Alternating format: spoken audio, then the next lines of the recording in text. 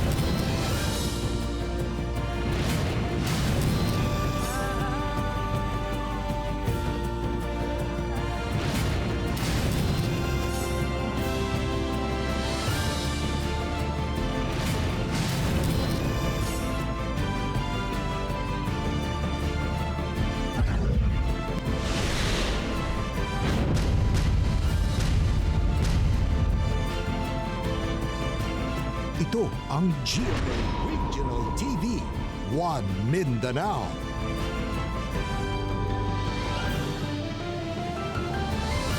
Mayang hapon Mindanao, kini ang GMA Regional TV 1 Mindanao. Atod namang pinakadagko ug pinakulang balita sa Mindanao. Ako si Tep Ocampo. Sara Hilomen Velasco. Real Soroche, live gikan dinhi sa GMA Davao Complex.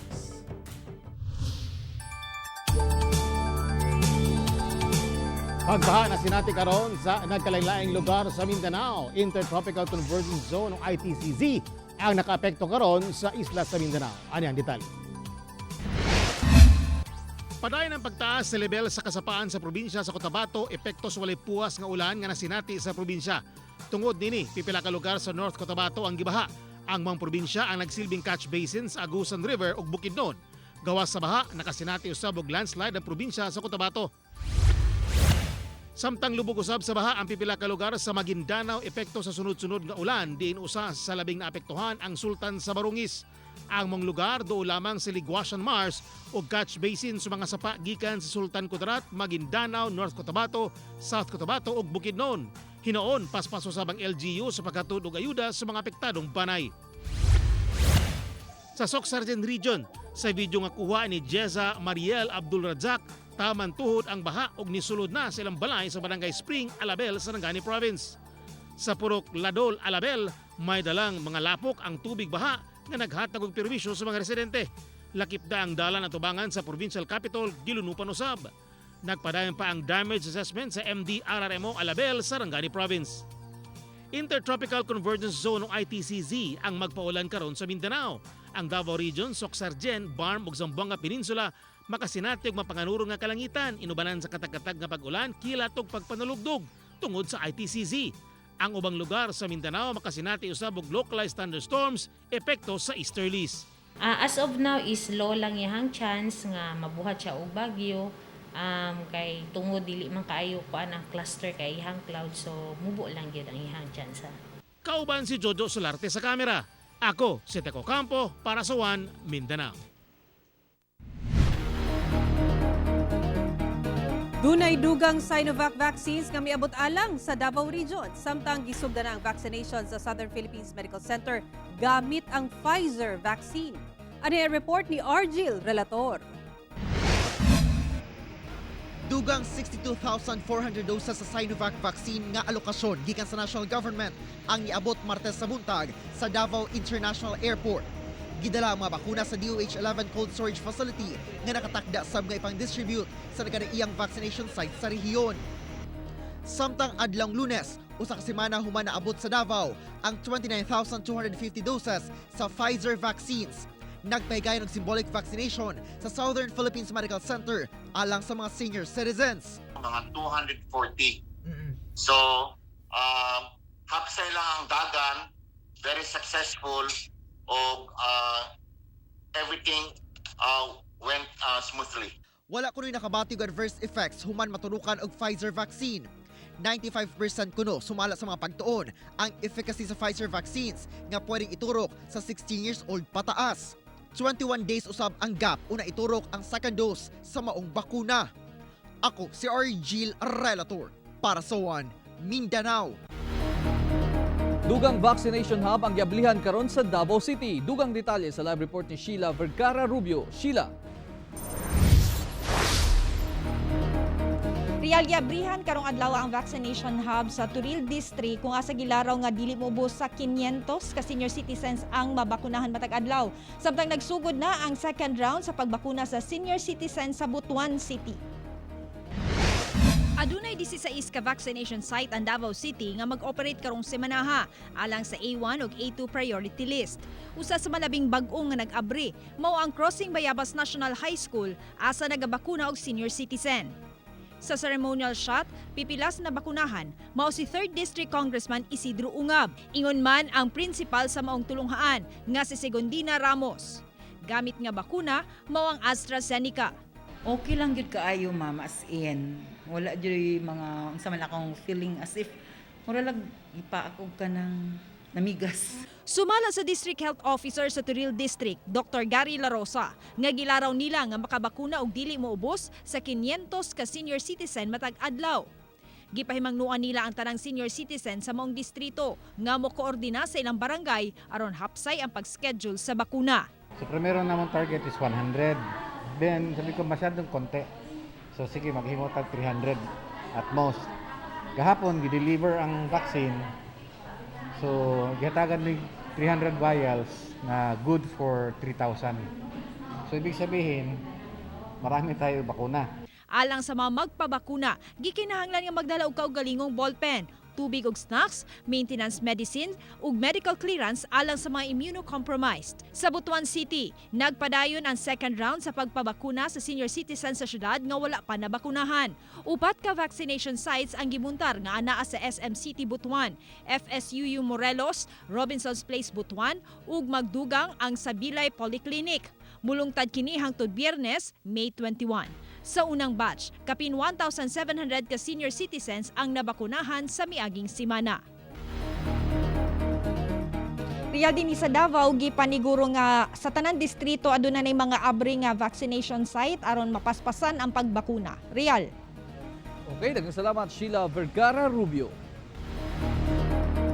Operasyon sa mga beach ug inland resort sa Cagayan de Oro City ug Upol sa Misamis Oriental buot ipaundang.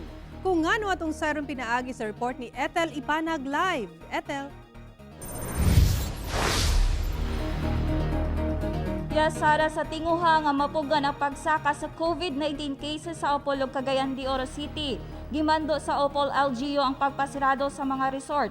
Samtang padayong gihangyo sa LGU ang resort owner sa Cagayan de Oro City nga sundon sab ang gihimo sa Opol. Pinaagi sa executive order nga gipagula sa Opol LGU, temporaryong gipasiradaan ang mga beach ug inland resort ingon man scuba diving activities sa lungsod, epektibo sa miaging simana. Gihimo kini aron mapungan ang pagsaka sa COVID-19 cases sa lugar. Nakit-an ginato nga posible siya mamahimong super spreader kung dili nato siya iban karong panahon. Ibalik sa nato luwag-luagan siguro nato pag-abot sa panahon. Kini usa ka tag-iya og beach resort sa Opol, miangan na kay dako na kuno siya og lugi, gani iyang mga trabahante na mauli na lang. In favor kaayo mi sa 50 kaysa sa full closure. Gasuporta mi sa Opol nga okay, mas maayo nga dili na lang sa taabri aron makatabang nga dili makapadaghan sa matakdan sa virus. Base sa datos sa DOH-10, anaa sa ikawalo nga pwesto ang lungsod nga adunay daghang kaso sa COVID-19 sa tibuok Northern Mindanao. Ilado ang Opol nga daghan og nindot nga liguanan ug suruyanan. Diin mao'y usa sa mga ginatan-aw nga rason sa pagsaka sa kaso sa sakit. Samtang sa Cagayan de Oro City, nagpagawas og memorandum ang Regulatory Compliance Board o RCB sa LGU aron moapela sa mga beach owners sa syudad nga temporaryong manirado isip tabang sa pagkontrol sa kaso sa COVID-19. Hinoon magdepende gihapon sa management sa resort kung muundang una sila sa ilang operation. Gani kining usa ka resort sa Barangay Bunbon, ga-operate gihapon apan kamatikdan, minus ra ang mga customer nga naa sa lugar.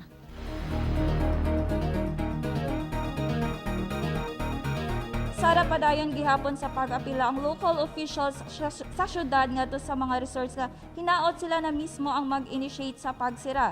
Labi pa kay naguna ang syudad sa daghang natala nga kaso sa virus sa tibok Northern Mindanao. Lakip ang lungsod sa Opol. Sara. Okay, daghang salamat, Ethel Ipanag. Sa nagagrabing sitwasyon sa COVID-19 sa nasod India, giyawhag sa OWA ang mga OFW nga taga Davao Region nga mudangop sa Philippine Embassy kung doon na sila'y panginhanglan. Ano ang report ni Argil Relator?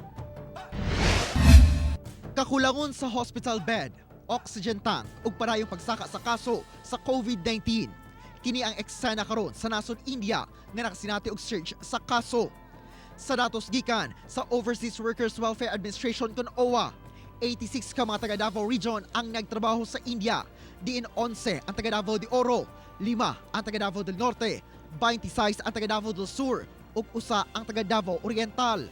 Hinoon sa karon, wala pay miduol sa OWA 11 nga kabanay sa OFW nga nagpatabang sa sitwasyon sa ilang mahal sa kinabuhi nga nagtrabaho sa maong nasod. Walay opisina ang OWA sa nasod India. Apan, kung sa OFW gusto na muli yun daw tungod sa nahitabo sa mismong nasud sa India, makipag-ano lang sila, mo-coordinate lang sila sa ato ang embahada, no, ang kaning embahada gikuani sa ato ang Department of Foreign Affairs. Sa mga OFW nga planong muuli na sa Pilipinas, dunay mga programa ang OWA aron sila matabangan sama sa Dole Akap, scholarship programs alang sa mga anak ug ang Balik Pinas, Balik Hanap Buhay program kung asa mahatagan sila og 20,000 pesos nga pangkapital ug negosyo. Kauban si Jojo Solarte sa kamera. Ako si Argil Relator para sa One Mindanao.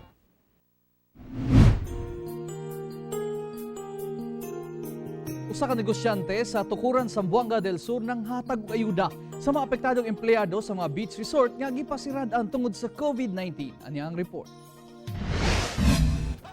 Gidagsa sa mga tao ang inilang beach resort sa tukuran Zamboanga del Sur. Dili aron musuroy, apan tungod sa gipanghatag nga ayuda sa tag-iya sa mga resort nga si Edward Aguilar. Nang hatag ginog ayuda sa mga apektadong empleyado sa mga beach resorts, kinsanawadan og panginabuyan humang gipasiradan sa Zamboanga del Sur LGU hangtod May 31 tungod sa nakataas nga kaso sa COVID-19. Gawas sa bugas ug canned goods, gipakapinan pagayod kini og cash assistance. Aning wala lagi kuan customer nami. Sir Edward, salamat jud kaayo sa imong hinabang. Kawala sa mong kuan ay kami nabuhi. Hindi kami sira. Kada adlaw gud kaon. Kada adlaw may mga bata. Kutob sa mulinya, nakadawat gayud og ayuda. Bisan mga payong-payong driver, apil. Gani, bisan mga trabahante niini sa gipanag-iyahan nga Lantaw Beach Resort, ang padayong gisweldohan, bisan walay operasyon. He believes nga blessings will not be blessings until you share it to others. So, we are glad that we became a channel of blessings to others.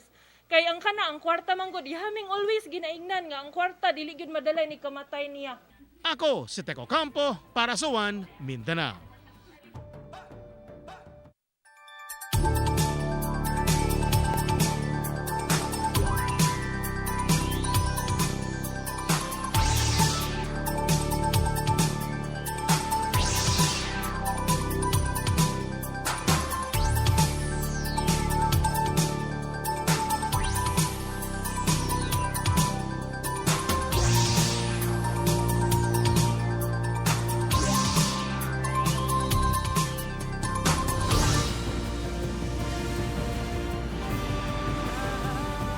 Ito ang GMA Regional TV, One Mindanao.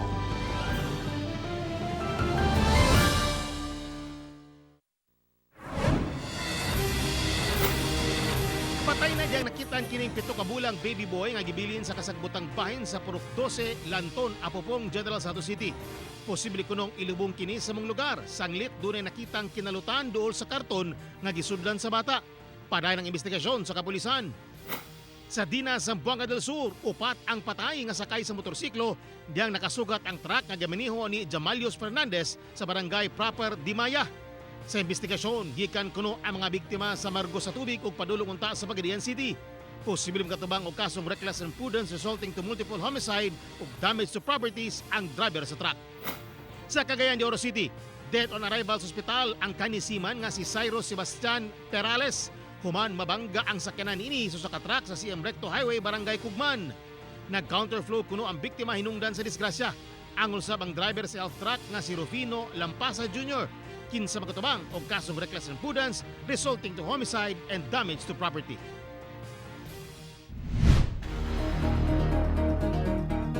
Usa ka barangay sa Cotabato Province ang gilockdown human kalit nga misaka ang COVID-19 cases sa lugar. Ani ang COVID-19 update sa Mindanao. Pinaagi nining report. 15 ka adlaw nga naka-lockdown ang barangay poblasyon sa Carmen, Cotabato Province tungod sa kalit nga pagsaka sa kaso sa COVID-19 sa lugar. Gani 36 na ang active cases sa karon. Nagsugod kinini atong Lunes nga mulungtad hangtod sa June 1. Anaa sa 15,000 ka mga residente apektado sa lockdown. Ang mga kasikbit nga barangay kinahanglang magpakita og barangay certification nga magpamatuod nga dili sila residente sa apektadong barangay. Hinumi pasalig ang Carmen LGU og pagkaon alang sa mga apektadong pamilya. Ikatulo ang lungsod sa Carmen sa dunay pinakadaghang kaso sa COVID-19 sa Cotabato Province. Ana sa 1,523 ang tanang kaso sa COVID-19 sa Cotabato Province ug dunay 285 active cases.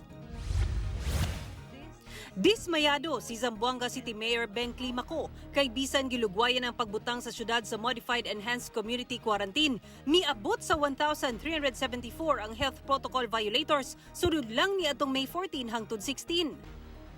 Busa puspusan ang pagpahimangno sa otoridad ngadto sa mga residente sa pagsunod sa health protocols batok COVID-19. Samtang miabot na sa Zamboanga City Airport ang ikapitong batch sa bakuna nga gilangkuban sa 30,800 doses sa Sinovac vaccines para sa Zamboanga Peninsula. Miabot na sa 8,788 ang total COVID-19 cases sa Zamboanga City ug 2,319 ang active cases. Gisirado sulod sa 7 ka adlaw ang lying-in clinic ug City Health Office sa El Salvador City aron sa pagdisinfect human dunay health workers nga nagpositibo sa COVID-19.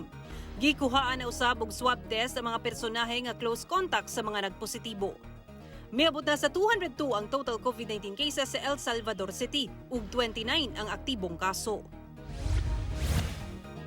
Misaka na sa 304 ang mga pulis sa Caraga Region nga nagpositibo sa COVID-19, human 5 ang nadugang. 291 ang recoveries ug 13 ang active cases. Nakakwarantina ang mga nagpositibo. Samtang dunay libreng sakay alang sa mga healthcare worker, frontliner ug authorized persons outside residence sa Caraga Region, isip tabang sa LTFRB sa riyon panahon sa pandemya. Ana sa 14 ka ruta ang giablihan. Sa Butuan City, dunay intra-city route. Samtang dunay say nagkariang ruta sa mga probinsya sa Surigao del Sur, Agusan del Sur ug Agusan del Norte. Dunay 11,768 ka total COVID-19 cases ang Caraga Region ug 1,544 ang aktibong kaso. Ako si Sara Hilomen Velasco para sa One Mindanao.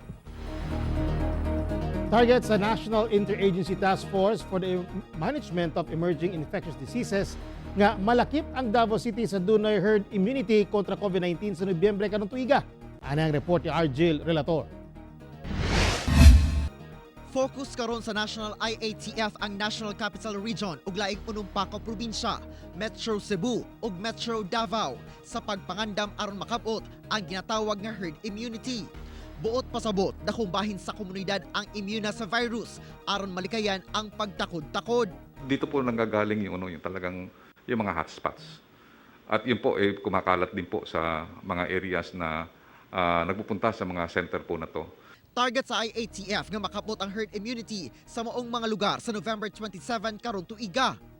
Aron makabot ang herd immunity sa Davao, kinahanglan og 450,000 doses sa bakuna matag bulan sa 1.4 million nga target eligible population nga mabakunahan. Kaya nga po yung Pfizer, yung 200,000 for May, binigay po namin kagad sa Cebu at saka sa Davao para makakuha na po siya ng tinatawag natin na steady supply for the month. 100 katao ang mabakunahan matag adlaw sa matag vaccination site ang target sa IATF apan sobra pa niini ang nahimo sa Davao City. Lakip sab sa factors ang clinical staffing, partikular ang vaccinators.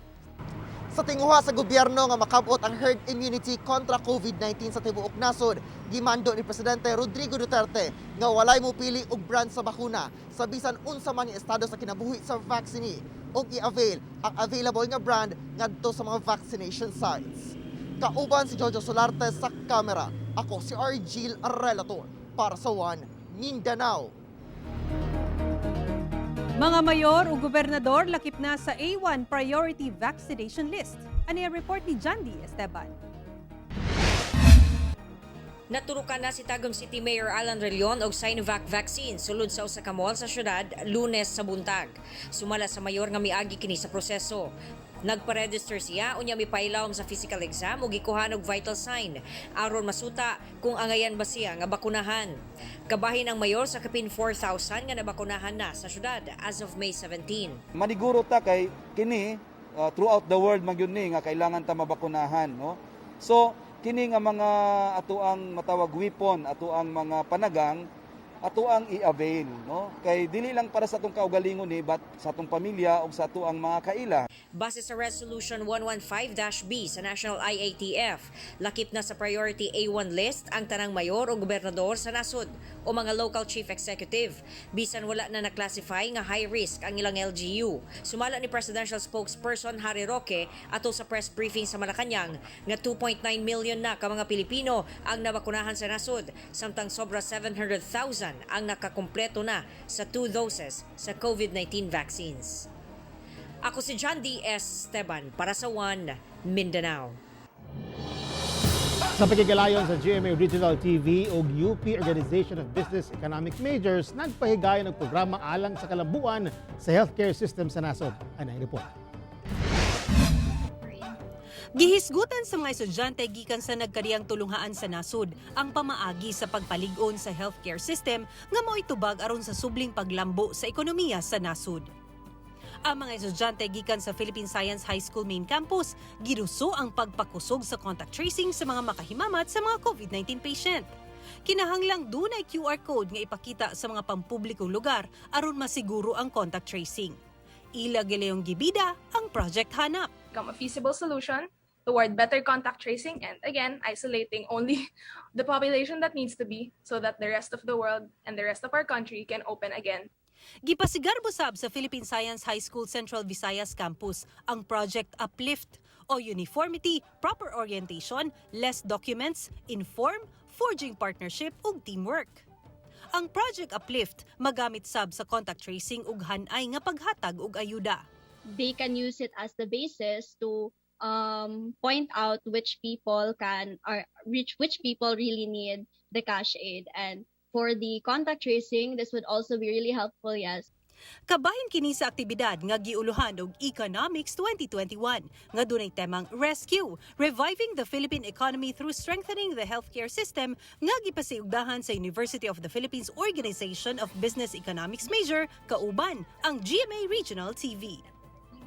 Ako si Sara Hilomen Velasco para sa One Mindanao.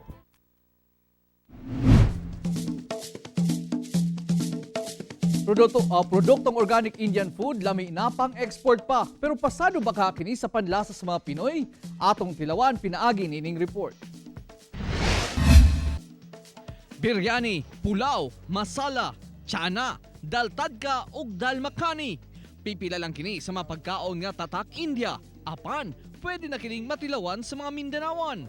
Kini human gihimong ready to eat meals kini sa kumpanyang nakabase dinhi sa Dakbayan.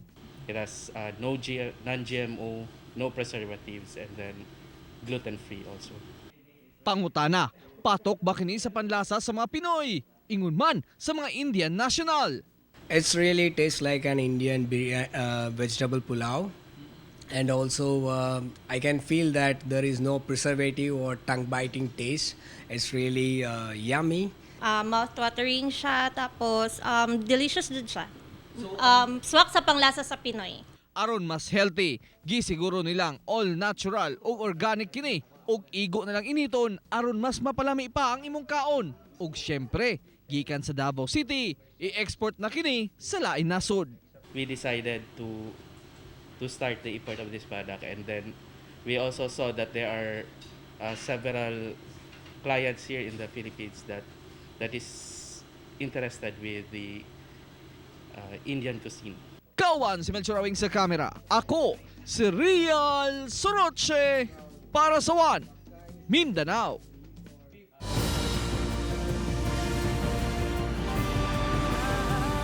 Ito ang GMA Regional TV, One Mindanao.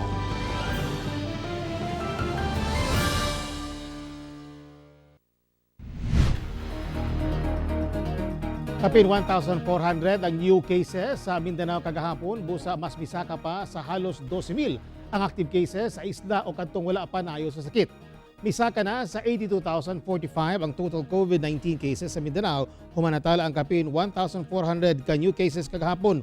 Busa 11,887 na aktibong kaso, 67,245 ang naayo na o 2,913 ang namatay. Samtang mas miubos sa 52,291 ang active cases sa Pilipinas karong adlaw. Miabot na sab sa 1,154,388 ang total cases. Sobra 1,082,000 ang nakarecovered o 19,372 ang namatay.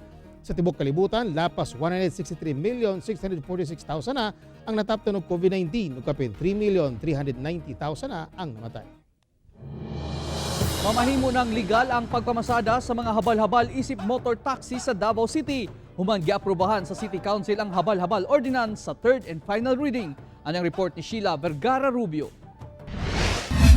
Sanglit daghang hilit nga area sa Davao City, ilabi na sa mga lugar nga walay rota sa pampublikong transportasyon.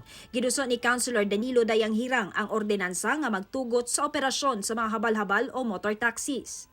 Sa maong ordinansa, nakalatid nga ang pag-operate sa mga habal-habal sa Davao. Gikinahanglan nga marehistro ang unit sa mga motor taxis. Dunay lisensya ang driver, helmet, lakip pasahero niini. Magbayad og annual fee sa City Treasurer's Office. Limitado sa usa ka pasahero ug bawal ang bata nga angkas, gawas kung kuyog ang hamtong nga guardian.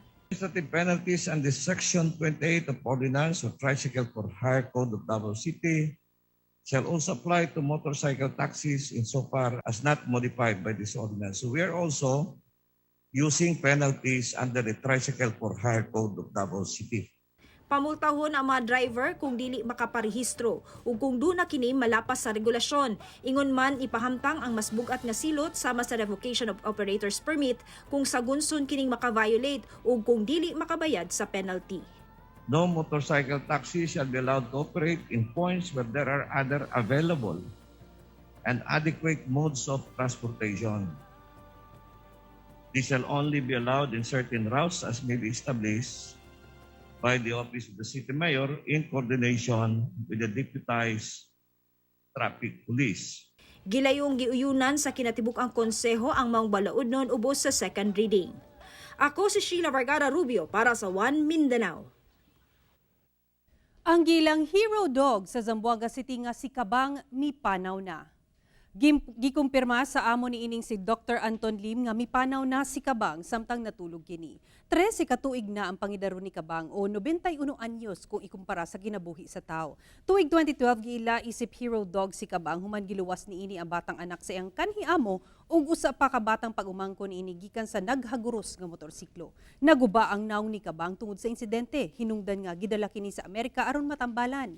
Ning bag-uhay lang gihimuan sa iladong sculptor nga si Kublay Milan ug statue si Kabang isip Zamboanga's Ambassador of Goodwill and Global Advocate on Responsible Pet Ownership. Run free, Kabang. 2 anyos nga batang babae gikan Davao City malampusong nakaabot sa Mount Apo. Ato siyang ilailahon pinaagi nining report. Siya si Bella Alesna, 2 anyos. Sa iyang edad, kinsay magdahom nga nasaka na niya ang pinakataas nga bukid sa Pilipinas. Malampusong nasaka ni Bella ang peak sa Mount Apo ni atong Mayo 2. Kauban niya ang amahang si Joel ug inahang si Trisha nga parehong mahiligon sa eco adventure. Siyempre proud kayo kay amo ning damgo sa una na kuan unta amo ang anak pod mahilig pod sa among hilig ba. Gipangandaman gayud ni na Daddy Joel ug Mommy Trisha ang major client ni Bella. Gani niya tong 6 ka bulan pa lang siya, gipasulay na siya og wall climbing. Nakasaka na sabsiya sa ubang bukid sama sa Mount Luay sa Davao del Sur ug Puting Bato Peak sa Davao del Norte. Kinahanglan yung preparation kay dili pwede na isa lang direksyon niya yung ato ang anak labi nagkuan kay lahi ba ang environment. Buot sa ginikanan ni Bella nga mahimo siyang usa ka aktibong bata. Tinguha nila nga magdako siyang dunay paghigugma sa kinaiyahan. Sige na lang gadget, wala na lihok-lihok ilahang mga lawas, wala na exercise. So kung pwede, tagaan dyan na itong panahon na itong anak. Target sa mag-asawa nga masaka ang top 10 highest mountain peak sa Pilipinas. Kauban syempre ang ilang baby hiker nga si Bella. Kauban si Jojo Solarte sa kamera, ako si Sara Hilomen Velasco para sa One Mindanao. Mga kapuso, way puwa sa kamong pagkatod balita. Bisitay ang www.gmaregionaltv.com ug mag-subscribe sa official YouTube channel sa GMA Regional TV. Busa mga kapuso, ayaw paulahi sa mga dagkong balita sa nagaring reyon sa nasod, subscribe na. Ug mo katumulahing balita sa Mindanao karong adlaw, ako si Real Soroche. Dagang salamat sa inyong kanunay nga pag-uban ka na mo matag adlaw. Ako si Sara Hilomen Velasco. Tugod mga balita sa atong palibot, importante alang kanamo. Kini ang GMA Regional TV 1 Mindanao. Teko Campo, buong puso para sa Pilipinas.